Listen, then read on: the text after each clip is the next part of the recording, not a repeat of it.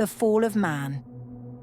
In 2174, the world had descended into its darkest era, a 100-year war that stripped women of every fundamental right: education, freedom of movement, reproductive autonomy, voting, even the right to exist as individuals, all vanished. Women were seen as property, their humanity erased by a society that bound them to the wills of fathers, husbands, or farmers, their so-called breeding managers. In this twisted world, a woman's worth was measured solely by what she could produce for the endless machine of war. If they weren't wives or battlefield nurses, women were sent to breeding cities like Chicago. Here, they endured relentless cycles of forced childbirth. The incubation period for pregnancies accelerated to just 3 months. Newborns were torn from their mother's arms and immediately placed into cryo-growth chambers. Their bodies rapidly aged to full adulthood within a single year.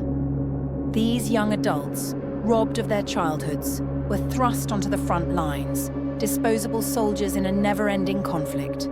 They had no say, no chance, no life of their own, driven to serve and die in wars that men seemed incapable of ending.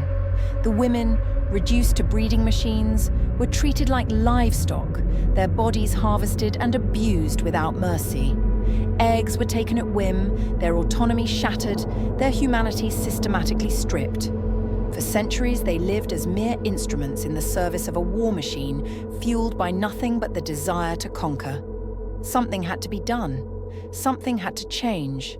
Men with one stroke of a keypad were on the brink of obliterating the world as they knew it. The world waited, hoping for salvation, for a messiah to deliver them. But instead, it got a virus. The Y chromosome virus. Within 6 months, it did what no war, no religion, no famine, no world leader, and no natural disaster had ever achieved.